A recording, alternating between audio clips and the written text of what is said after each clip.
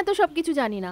তোকে প্রতিদিন সকাল 6টায় আসতেই হবে। মানে তুই জানিস আমার বাড়ি কত দূর? সে তুই চাঁদেই থাক না কেন, পড়া শুরু হওয়ার আগে তুই আসবি, আমরা হাঁটতে যাব, ওই বাড়ির ক্যামেলিয়া আমায় তুই এনে দিবি, ব্যাস। কি যা তা, এত ভোরে আমি তোর জন্য চুরি করতে বেরোবো? যেন পুরুষোত্তম, পরীক্ষার সময় যে ভোরে ভোরে টুকিস তার বেলা, তখন তো চুরির কথা মনে থাকে না।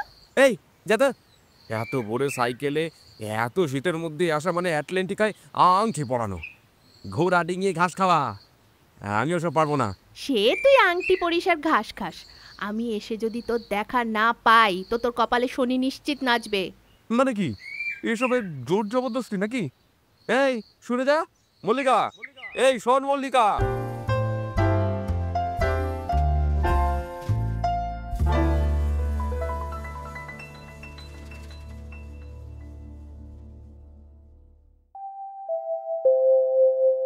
Ladies and gentlemen, you are under Love Area, the area of love.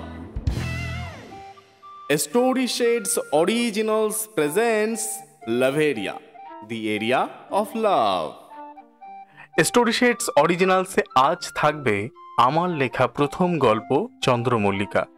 আজকের গল্পটা তোমাকে মনে করাবে তোমার প্রথম ভালোবাসার গল্প, যে ভালোবাসা শুরু হয় টিউশনের নোটস আদান প্রদান থেকে।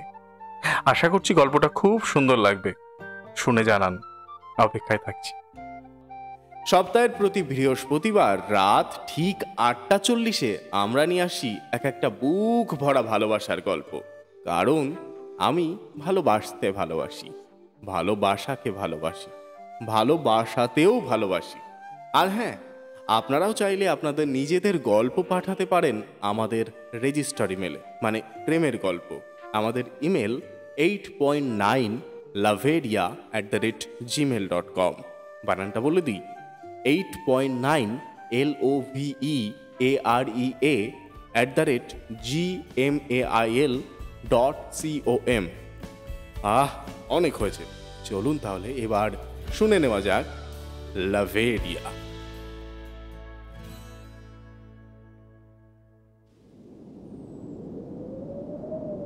শীতের ভোর, ধূসর কুয়াশার রাজ্য, যেখানে সময় নিজেই যেন একটু দেরি করে জাগে।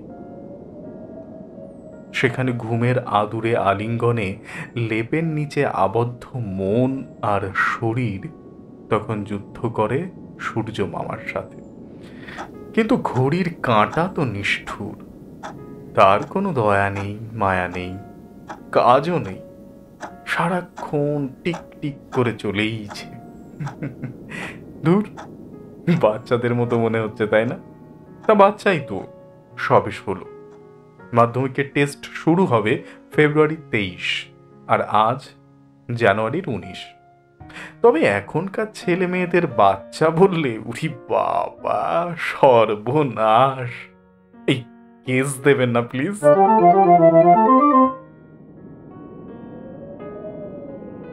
ঘুমের মায়া আর বিছানার আকর্ষণ তখন পৃথিবীর সবচেয়ে শক্তিশালী টান।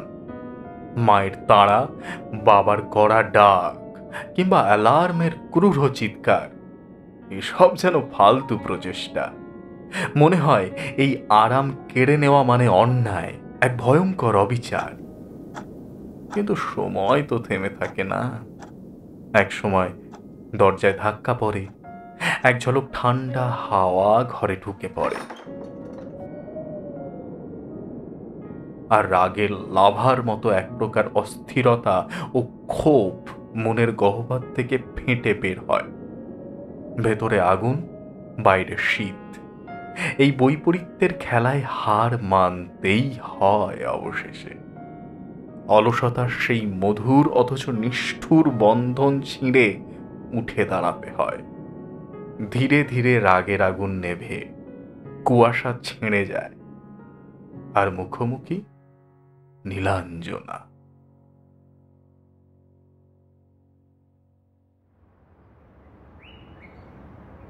খোদ মল্লিকার হুকুম আছে, বাস, বাইক, অটোগুলো দৈত্যের দৈত্যের মতো ক্যামেলিয়ার পাপড়ি মারিয়ে রাস্তা স্যাঁতসেঁতে করার আগে হাত ধরে কিলোমিটার খানিক হেঁটে সেই ক্যামেলিয়ার পাপড়ি কুড়িয়ে আনার এই হুকুম অমান্য করার সাধ্যই চন্দ্র হারিয়ে ফেলেছে বিগত 2 বছর আগে। সপ্তাহে 3 দিন সকাল 6:30টায় ইংরেজি টিউশনস থাকে। স্বপ্নেও সে কথা ভুলবার জো চন্দ্রের নেই, থাকবেই বা কিভাবে? সেই ক্লাস 8-এ 4 নভেম্বরে যবে থেকেই ইংরেজি কোচিংয়ে ভর্তি হয়েছে তবে থেকেই 2 চোখের মায়ায় নাতিশীতৃষ্ণ হয়ে গেছে দস্যু বালক।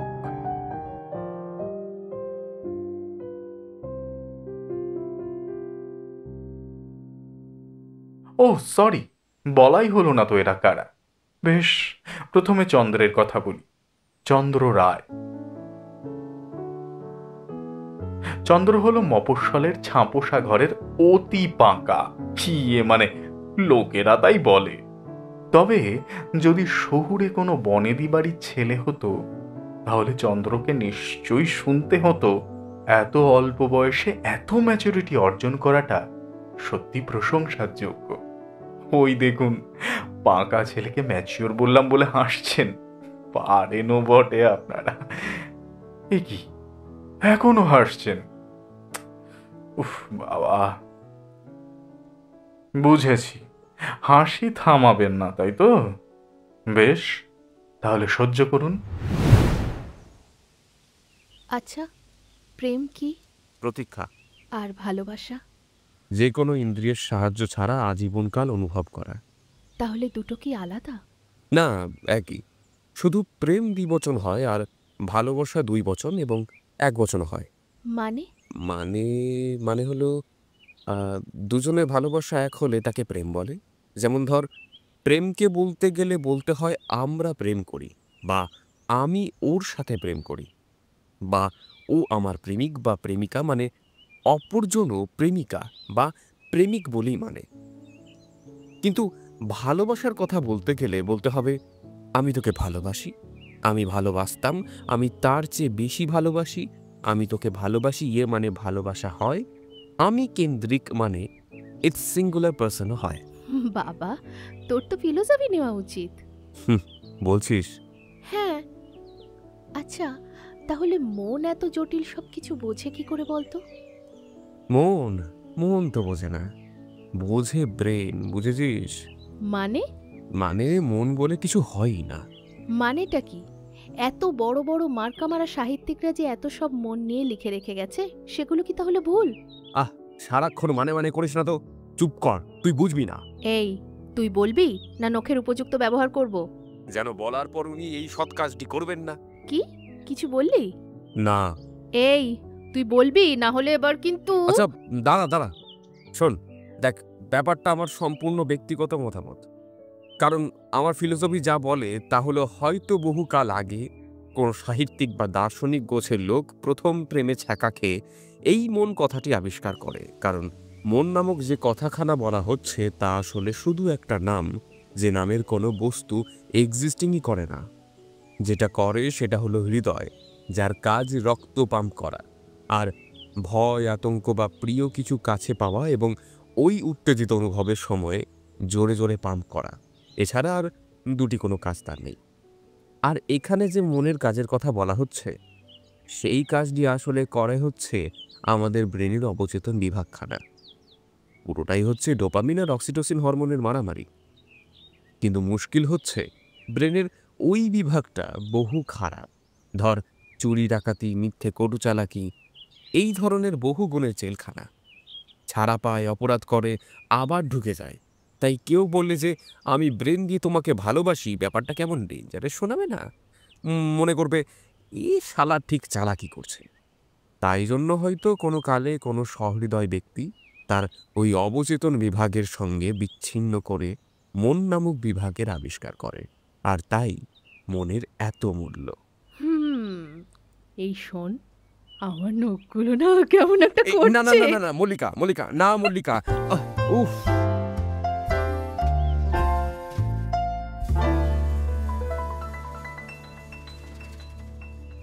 যা বাবা, এখনো হাসছেন?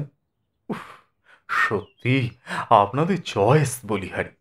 যাকগে, ওর কথা শুনিয়ে আমার শব্দ আর তোমার সময় ও ইন্টারনেট নষ্ট করবার ইচ্ছে আমার x=0। আসল এক্স ফ্যাক্টর হলো মল্লিকা। পুরো নাম মল্লিকা সরকার, যার চোখে কোনো কবির চোখ পড়লে 100 পাতার উপন্যাসের পরও সেকেন্ড সিকুয়েল তৈরি করতে পারে। বিবাহিত পুরুষ নসীকে শিঁকেই তুলে কাক ভরে উঠে সদ্য বিবাহিত স্ত্রীর সদ্য ঘুম ভাঙা অর্ধনগ্ন শরীরের যে ঘ্রাণে সে বিভোর হয়, তেমনি মল্লিকার শরীরের সুবাস। মুখ ভেঙিয়ে পেছন থেকে তার কুচকুচে কালো কোমর সমান চুলগুলি যখন সামনে আনে, তার পিছনে দাঁড়িয়ে থাকা ছেলেটার কালবৈশাখী ঝড়ের কিছু কম মনে হয় না। ওই বয়সে চন্দ্রের কৃষ্ণচূড়ার পাপড়ি আর মল্লিকার ঠোঁটের মধ্যে পার্থক্য করতে গেলে কাসাদে সানচেজের গোলক ধাঁধায় পড়ে যেতে হয়। স্পর্শ করার স্পর্ধা আজ 16 বছর পূর্ণ করা ছেলেটির হয়ে ওঠেনি। শরীরের গঠন এই বয়সে বা নাই দিলাম। তবে নোটস নেওয়ার সময় ওড়নাটা সরে গিয়ে নতুন কুড়ির খাঁজ চন্দ্রকে যেমন ঘোর লাগাতো, হঠাৎ কি খেয়াল হতে আবার রাগও করত। সকলে চোখ বাঁচিয়ে ইশারায় ওড়না ঠিক করতে বলতো। কিন্তু তারপর টিউশন শেষে যখন মল্লিকাকে একা পেত, তখন তার সেই ইশারা শব্দ হয়ে যেত।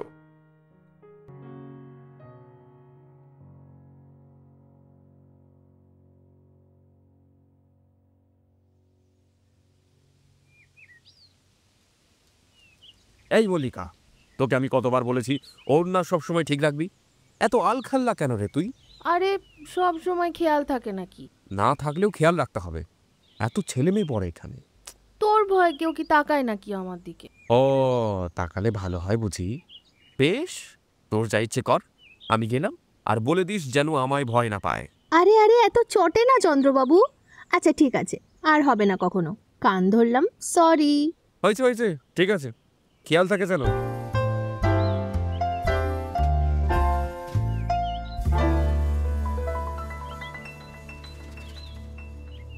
সর্বনাশ! না না, আর কিছু বলা যাবে না। তুমিও যদি মল্লিকার প্রেমে পড়ে যাও, চন্দ্রবাবু তাহলে নিশ্চিত কোনো কেলেঙ্কারি বাঁধিয়ে ফেলবে।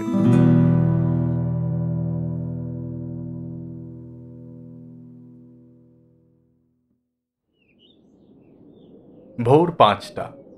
ফ্রেশ হয়ে গত রাতে টিউশনের টাকায়, মানে হলো ওই মাস্টারের কাটমানি। এই কাটমানি মানে বুঝলেন না? হ্যাঁ, আচ্ছা দাঁড়াও।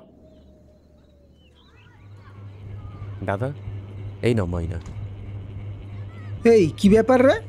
50 টাকা কম কেন? ইহে মানে বাবা না এইবার একটু কম দিয়েছে, একটু অসুবিধা আছে, বলেছে পরে দিয়ে দেবে। তোর বাবাকে বলিস দেখা করতে। আর শোন শোন, তোর কালকে বার্থডে না? হ্যাঁ দাদা। আচ্ছা ঠিক আছে, যা আর বাবাকে বলে দিস, বাকিটা আর দিতে হবে না। থ্যাংক ইউ দাদা। এই হলো কাটমানি। হ্যাঁ, তো সেই টাকা দিয়ে কেনা চকলেটটা ব্যাগে ঠিকঠাক আছে কিনা চেক করে বেরিয়ে পড়লো সাইকেল নিয়ে। শীতের সকালে জ্যাকেট গায়ে সাইকেল চালানোর সময় বাতাস এসে কাঁপিয়ে দিতে চায় শরীরকে, কিন্তু জ্যাকেটের নিচে ঢাকা থাকা সব জায়গা নিভে যাওয়া পোড়া কাঠের মতো উত্তপ্ত হয়ে যায়, যেন শীত সেখানে ছুঁতেও পারে না। তবে ঢাকা পড়া হৃদয় কিন্তু অন্য কথা কইছে।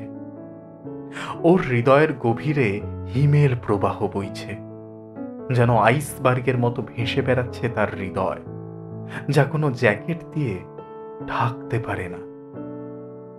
এই শীত আসে হঠাৎ, ঠিক তখন যখন চন্দ্র খোলা চোখে সেই মুহূর্তের কল্পনা করে, যে মুহূর্তে ওর ঠোঁট কাঁপবে, গলা শুকিয়ে যাবে, বুকের ভেতর শব্দহীন ঝড় উঠবে, যখন ও সত্যি সত্যি বলে ফেলবে, আমি তোকে ভালোবাসি।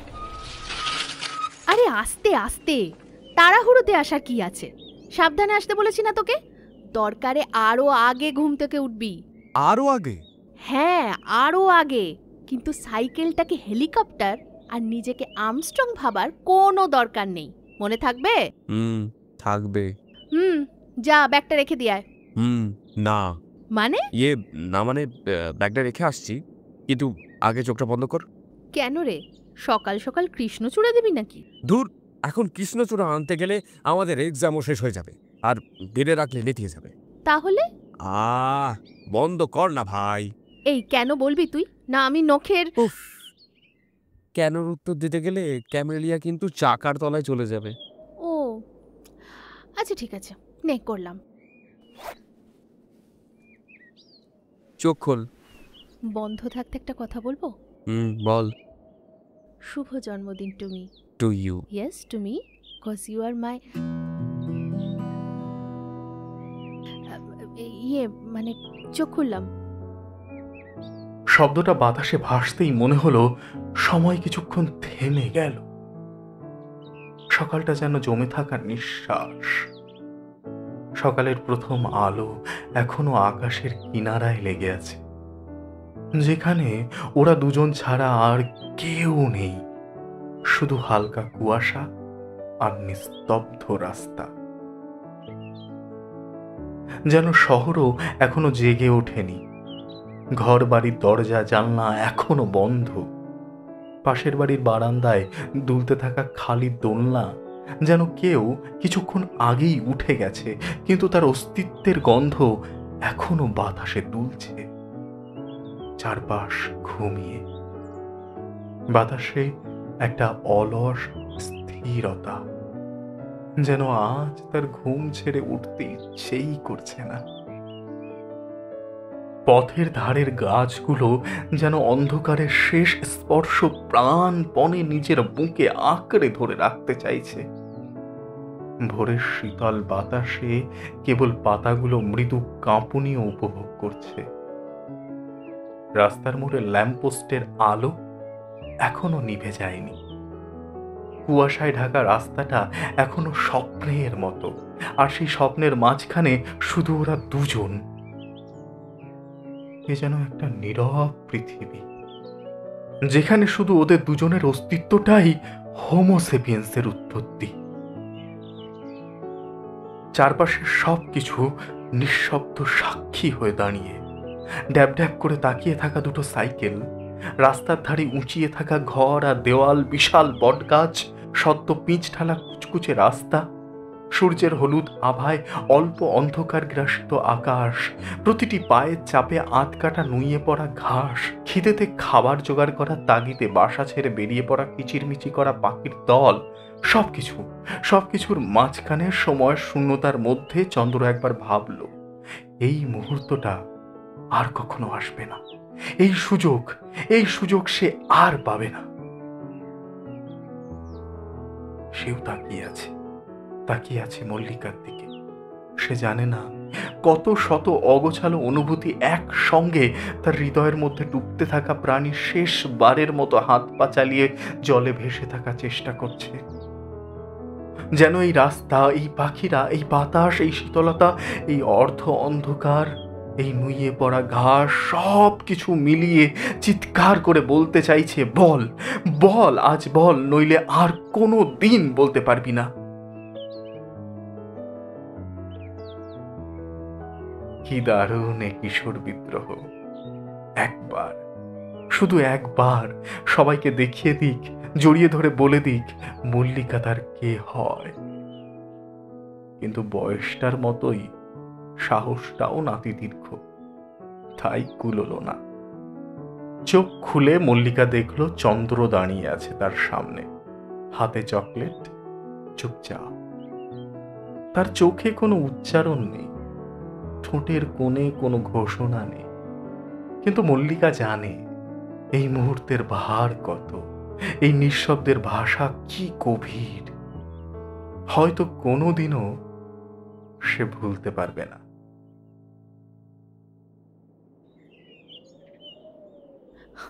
ও মা, তুই চকলেট এনেছিস আমার জন্য? তোর জন্য। Happy birthday Chandrababu. ধন্যবাদ মল্লিকা রানী।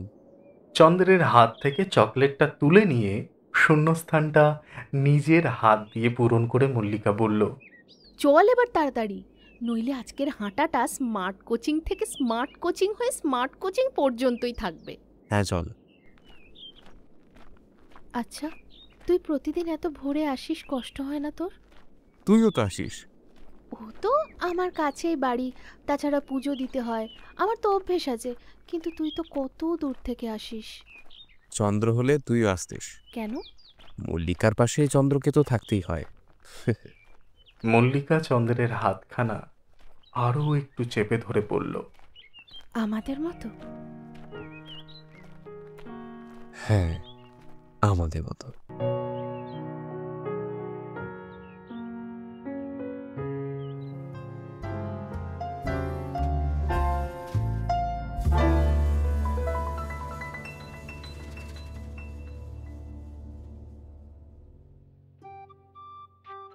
Story shades originals presents Loveria, the area of love. লাভেরিয়াতে আজ তুমি শুনলে বিশ্ববৈরাগীর কলমে চন্দ্রমল্লিকা। গল্পের প্রধান চরিত্রে রূপঙ্কর চক্রবর্তী এবং মৈত্রায়ীতে, এছাড়া আশিস বিশ্বাস এবং নারেশনে বিশ্ববৈরাগী।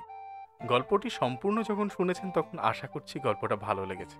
আমাদেরকে জানাবেন কমেন্টে, থাকছি অপেক্ষায়। আসছি আগামী সপ্তাহের বৃহস্পতিবার রাত ঠিক 8:40-এ আরও একটি ভালোবাসার গল্প নিয়ে। ততক্ষণ পাশে থাকুন, প্রেমে থাকুন, সুস্থ থাকুন, শুনতে থাকুন লাভেরিয়া, দি এরিয়া অফ লাভ।